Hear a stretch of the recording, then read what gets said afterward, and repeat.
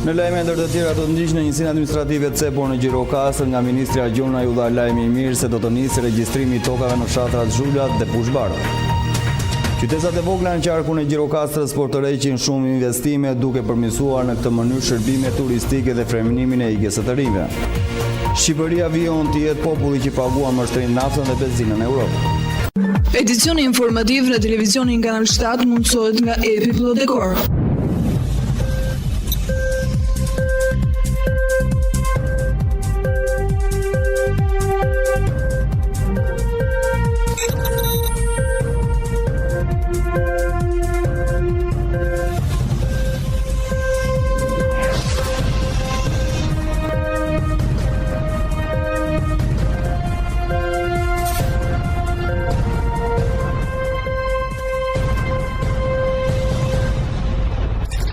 Ju përshëndes të nderuar teleshikues televizion Kanal 7 në edicionin informativ.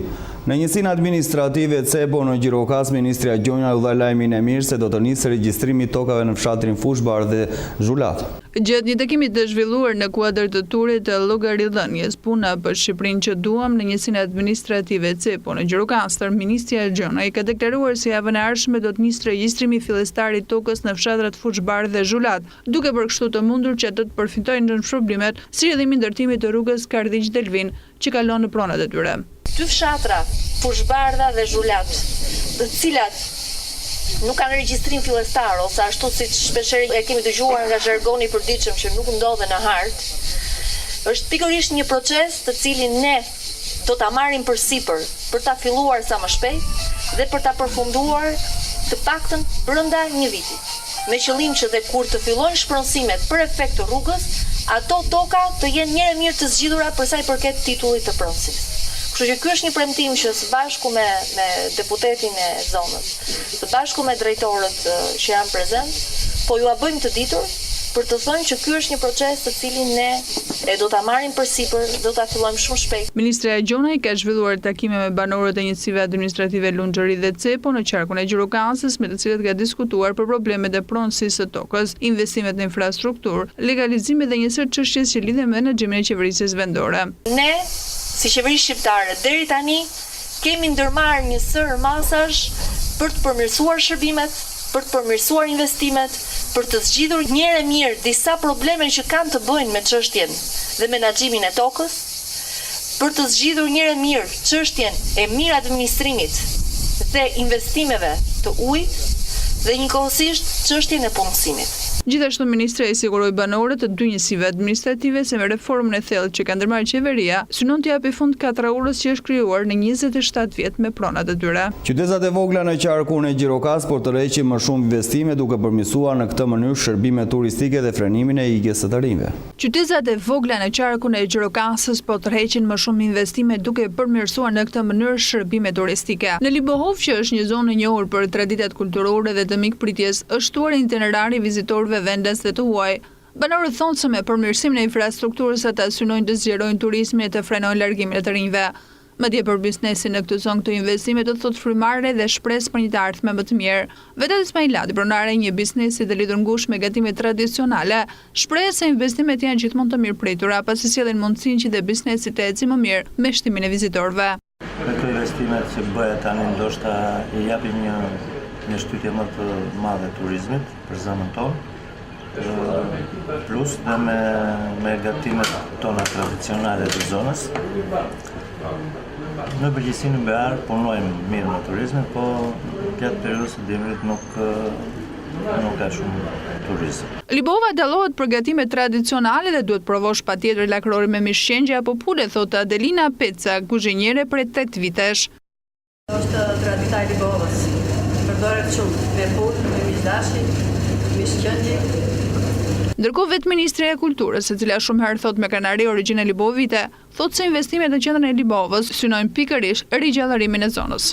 Rrjedhimi i qendrës Libovës është për t'i dhënë një atraksion të ri edhe për ta kthyer në atë që ne e konsiderojmë destinacion kryesor të bashkive të qarkut Gjirokastrës, turizmi kulturor, dhe agroturizmi. Shqipëria vijon të jetë populli që paguan më shtrenjtë naftën dhe benzinën në Europë. Qytetarë shqiptarë të paguajnë 7 taksa mbi naftën, çka përbën thuajse një rekord botror. Në morinë e taksave qeveria ka vendosur me karburantet pjesa dërmuese shkon në buxhetin e shtetit, por vitet e fundit qytetarët paguajnë taksa mbi naftën për privatët. Por cilat janë 7 taksa që paguajnë aktualisht mbi karburant dhe sa rëndojnë ato në çmimin final? Çdo litër naftë që shitet në treg, qeveria shqiptare mbledh 37 lek akciz, 27 lek taks qarkullimi, 3 lek taks karboni, 7 deri në 10 lek taks rilçensimi. Këtyre 4 taksave që shkon në buxhet ushtojnë 2 taksat të tjera që paguhen koncesionarë privat. Ato janë taksa e markimit 1 lek për litër dhe skanimi 1.4 lek për litër. Në fund pas këtyre 6 taksa paguhet dhe atimi mbi vlerën e shtuar të vëshoja, e cila është 20% e çmimit final ose rreth 30 lek për litër. Kjo çon mbar në totale taksa në 1 litër naftë 109.4 lek për litër, po si krahasohet Shqipëria me vendet e tjera. Në Maqedoni qytetar paguajnë vetëm aksizë të vëshën mbi naftën, që ka një faturë vetëm 48 lek për litër ose 2.3 herë më pak se sa taksat në Shqipëri. Maqedonia nuk është vendi vetëm që paguan më pak taksa se Shqipëria mbi karburantet. Pjesa dërmuese e taksave qytetarët shqiptar paguajnë mbi naftën, si taksi qarkullimit, ajo skanimit dhe markimit, nuk se ekziston në asnjë vend tjetër të Europës. Këto janë taksa të shpikura në Shqipëri për të mbushur let buxhetin e qeverisë, por dhe ato të private koncesionar, duke detyruar kështu qytetar shqiptar ta blenë litër naftë më shtrenjtë se sa gjermanët apo austriakët. Përqendrojmë këto momente në zhvillim më të fundit nga rajoni dhe bota. Kandidati majt Andres Manuel Lopez Obrador, i njohur ndryshe me inicialet AMLO, po i drejtohet një fitore të pastër të bindjes në zgjedhjet presidenciale. Zyrtarët të zgjedhjeve thanë se rezultatet paraprak të pjesshme tregojnë se Obrador ka marrë 53% të votave, 2 herë më shumë se sa rivalit i më i afërt. Fitoria e shkryr bashkiaku të Mexico City duket se është vulosur nga 2 rivalët e tij nga partitë e mëdha në vend, që planuan humbjen dhe uruan Obradorit presidenc të mbar. Pas zgjedhjeve në pritje të rezultatit përfundimtar që tashmë duket i qartë, Obrador përsëriti premtimin e fushatës dhe tha se lufta ndaj korrupsionit dhe fundi i kulturës së pandëshkueshmërisë do të jetë prioriteti i administratës së tij. Ai tha gjithashtu se do të kërkojë miqësi dhe bashkëpunim me Shtetet e Bashkuara nga presidenti Trump, e uroi për fitoren. Obradori dha fund sundime për dekadash dy partive tradicionale, PRI dhe PAN, të cilat janë vetë cilësoj pjesë të njëjtës mafie të pushtetit. Zgjedhjet treguan gjithashtu se meksikanët ishin tejmas të pakënaqur me administratën e presidentit në largim, Enrique Pena Nieto, si dhe të gjithë elitën politike, duke votuar për ndryshimin radikal që premton 64 vjeçarin AMLO. Ministri i Brendshëm i Gjermanisë Horst Seehofer, kryetari i Partisë Kristian Sociale, si motrë e Partisë Kristian Demokrate CDU, deklaron dorë që nga dy apostet politike. Këta e deklarojnë në mbledhjen e kryesisë së partisë në mëny. Këtij vendimi paraprin ngritjet lidhur me politikën e azilit dhe refugjatëve në vend. Seehofer kishte dalë kundër linjës së Angela Merkel në kërkesën për dëbimin e refugjatëve në kufi. Kryetari i Partisë Kristian Sociale dhe njëkohësisht ministri i Brendshëm Horst Seehofer, sipas të dhënave nga qerçet e partisë, ka shprehur mendimin se vendimet e BE-s lidhur me politikën e refugjatëve nuk mund të zvendësojnë të njëjtin efekt kontrollin kufitar dhe kthimin e refugjatëve. Këtë Seehofer e ka dhënë në një mbledhje të përbashkët të kryesit të CSU-s dhe grupit parlamentar të Landit në mëny, bëhet e ditur nga qerçet e vet pjesëmarrës në këtë mbledhje. Seehofer hodhi poshtë parapropozimin e parashtruar nga kancelare Merkel, sipas të cilit refugjatët regjistruar në vendet e BE-s të strehohen të ashtu quajtur qendra akomodimi në Gjermani, mësojnë nga të dhënat e pjesëmarrësve në mbledhjet të CSU-s në mëny.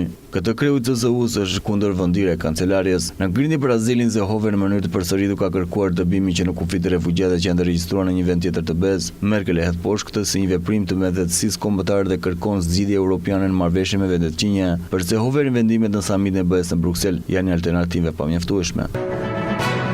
Një shpërthim goditi qendrën e qytetit lindor afgan, Jabladati, të dielën duke vrarë të paktën 4 vete duke dërguar një tym në qiell sipas raportimit në Reuters. Shpërthimi vjen vetëm disa orë pasi presidenti Ashraf Ghani kishte vizituar Jablahatin dhe dëmtoi dyqan dhe ndërtesa përreth sheshit Mokraberta në qytet, ta zëdhënësi guvernatorit Ayatollah Koyani. Zorab Qaderi, një antar i Këshillit të provincës së Nagradarit në kufi me Pakistanin, tha se së paku 4 vetë u vranë dhe 6 të tjerë u plagosën nga shpërthimi, i cili u duk si pasojë eksplozivit të fshehur në zonë. Zyrtarët thanë se numri total i viktimave mund të kishte qenë më i lartë, megjithëse pjesa më e madhe e qytetit nuk u bllokua për vizitën e Ghanit, i cili nuk ishte në zonë kur ndodhi shpërthimi. Aktualisht askush nuk e ka marrë përsipër të shpërthim dhe tuesi po punojnë për të arritur në një përfundim. Dyshohet se kjo të jetë vepër e Shtetit Islamik, që ka shtuar prezencën e tij në këto rrethina kohët e fundit.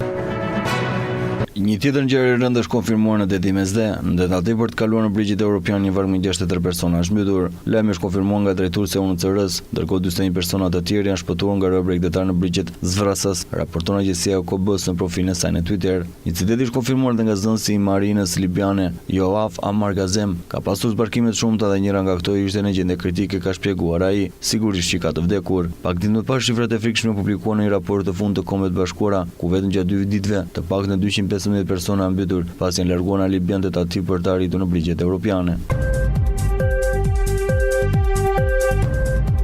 Duke në pas zhvillime nga rajon dhe bota përqendrohemi sërish me informacion në vend, bie numri bizneseve prodhuese në vend dhe rritet ndjeshëm bizneset e shërbimeve. Eczuria e regjistrit të ndërmarrjeve gjatë viteve 2010-2016 tregoi se bizneset që operojnë në ekonominë tonë janë të orientuara drejt shërbimeve. Gjatë se periudha ndërmarrje në sektorin e shërbimeve arritur me ritme më të shpejta se ato të prodhimeve të mirave. Një kërkim i posaçëm instant tregoi se struktura e numrit të ndërmarrjeve në vite është shpesh dhe sektorët të cilët janë zgjeruar më shumë janë sektori i shërbimeve, të tjera e cili zuri 20% të stokut të ndërmarrjeve nga 12.5% që zinte në 2010 dhe sektori i akomodimit dhe shërbimit ushqimor zuri 18.5% në 2016 nga 16.5% që ishte në 2010, ndërsa sektorët e të kurur në përqindje janë tregtia, të cilët në 2016 zunë 41.5% të stokut të ndërmarrjeve nga 44.7% që ishin në 2010. Ndërmarrjet e transportit dhe komunikacionit 7.2% në 2016 nga 10.9% që zinte 2010. Industria përpunuese 8.6% në 2016 nga 10.4% që zinte 2010 dhe ndërtimi 3.1% në 2016 nga 4.1% që zinte në 2010. Ndërmarrjet e shërbimeve patën rritjen më të lartë më 2015 si pasojë e nismës së qeverisë kundër informalitetit, por gjithashtu prodhuesit e shërbimeve gjatë gjithë viteve të marra në studim kanë pasur rritje të vazhdueshme të numrit të ndërmarrjeve. Por ndërmarrjet e prodhimit të mirave, numri i tyre ka pasur një rënje prej vitit 2012 me minus 7.2% dhe 2014 me minus 6.6%, duke kontribuar përkatësisht me minus 1.2 pikë dhe minus 1.0 pikë në ndryshimet vjetore të këtij treguesi. Nëse analizojmë prodhuesin e të mirave, investimet e realizuara për tyre janë paraqitur me rënje në vitin 2012 me minus 6%, duke kontribuar negativisht në investime gjithsej me minus 3.9 pikë, por prodhuesit e shërbimeve rënja në investime ka pasur gjatë viteve 2014 dhe 2016 duke kontribuar negativisht në ndryshimin vjetor të këtij treguesi, respektivisht me minus 9.4 pikë dhe minus 8.1 pikë.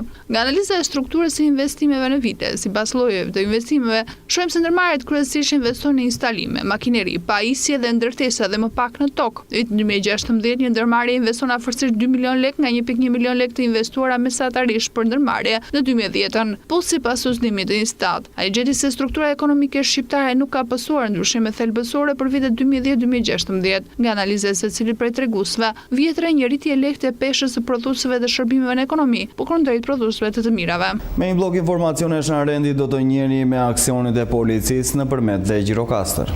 Ushtroi dhunën familje arrestuar në flagrancë nga policia, nga ana e specialist për hetimin e krimit komisarit në policisë Përmet, u bë arrestim flagrancë i shtetasit Armando Koçi, 28 vjeç banues në Përmet. Arrestimi i këtij shtetasi u pasi ka bërë kallëzim babai i tij shtetasi AK, 53 vjeç banues në Përmet, sepse në banesën ku jetonin i biri ka ushtruar dhunë fizike dhe psikologjike ndaj tij. Material nga arkiv të këtij shtetasi kaluan prokurorisë pranë gjykatës së shkallës së parë Përmet, pa veprime të mëtejshme në bazë të nenin 130 fraksionat të kodit penal. Ndërkohë nga ana e specialistëve për hetimin e krimit komisarit në policisë Gjirokastër, u bë arrestimi dhe ndalimi i shtetasit në kërkim. Hristo Ajdini, 21 vjeç banues në Gjirokastër. Ndalimi i këtij stetasi u bë pasi gjykata e shkallës së parë Gjirokastër me numër vendimi 674 datë 25/6/2018 e ka dënuar me 2 muaj burg për vend penale vjedhje, parashikuar nga 134 fraksione i kodit penal. Materialet nga arkiv të këtij stetasi kaluan prokurorisë pranë gjykatës së shkallës së parë Gjirokastër veprime të mëtejshme. Përqendrojmë këto momente tek parashikimi mod ku grafika na një me modin për 3 ditët në vijim.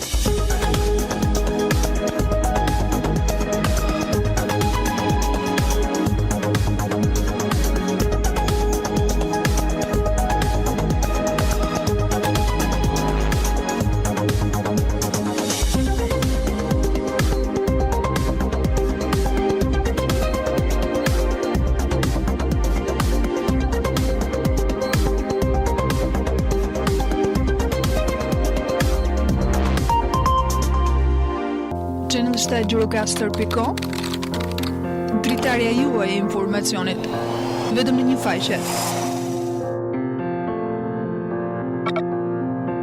Showbiz, sport, kulturë, lajme politike, ekonomi, koncept i ri në gjithçka, ndryshe nga të tjerët. Gjithçka në një të vetme. Dritarja juaj e informacionit në çdo hap, kudo që të ndodheni. Gjirokastër.com dhe jemi gjithmonë më pranë.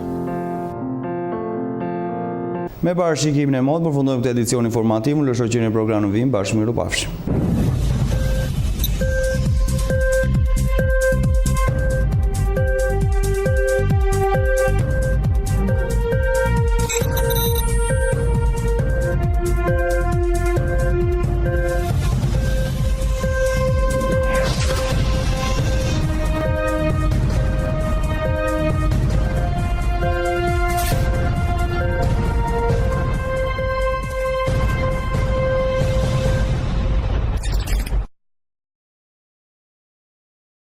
Edicioni informativ në televizionin Kanal 7 mundësohet nga epi.dekor.